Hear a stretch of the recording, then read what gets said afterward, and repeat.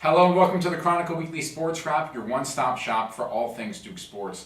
My name is Dolgin. We've got a lot of games.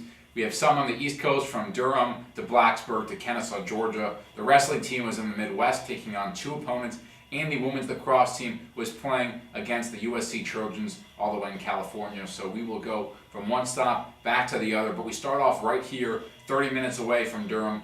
That was Chapel Hill, where the men's basketball team took on and defeated North Carolina by a final score of 74-73 on Wednesday night. But the Blue Devils, having won 3 straight games against ranked opponents, could not make it 4, losing to number 18 Louisville on Saturday by a final score of 71-64. The Blue Devils led 50-38 in the second half, but Damian Lee's 24 points helped Louisville storm back. Matt Jones was dressed but did not play. He's nursing a left ankle injury. Grayson Allen, 29 points, but he fouled out. He got a technical, so did Coach K down the stretch, and it caps a grueling 4-game stretch. The Blue Devils will head back to Durham and take on Florida State at home on Thursday before taking on Pittsburgh on Sunday afternoon.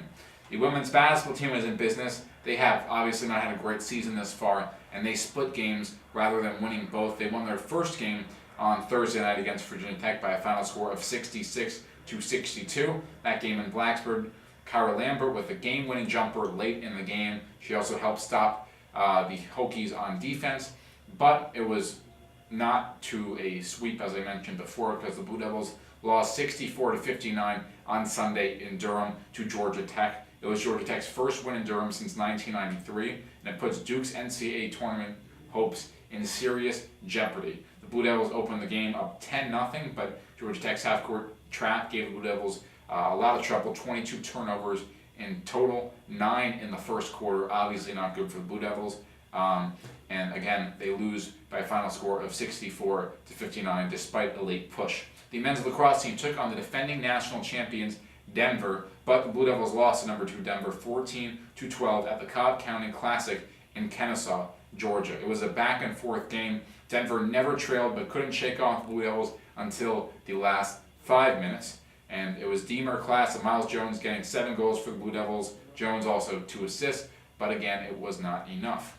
The men's baseball team opened up its regular season at the Durham Bulls Athletic Park, where they'll be playing quite a few games this year. And the Blue Devils, despite taking on a heavy favorite number 10 California, the Blue Devils won 2 out of 3. They lost their first game on Friday night 5-2, but they came back and won walk-offs in both Saturday game and Sunday's game. And on Sunday's game, it was Griffin Conine, the son of former Marlin Jeff Conine, with a walk-off double, his first career hit, and he obviously made it count. Blue Devils also getting a strong debut from Cornell transfer Brian McAfee with 7 innings pitched. Overall, the Blue Devils kick off their season 2 out of 3 wins against a top 10 team, so not a bad performance for Coach Pollard's team to kick things off.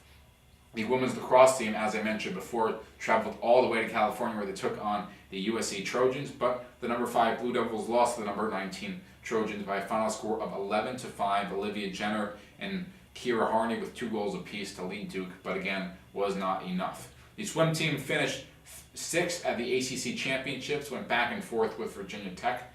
Sophomore Mary Ellen Targonsky won the bronze on the platform diving event.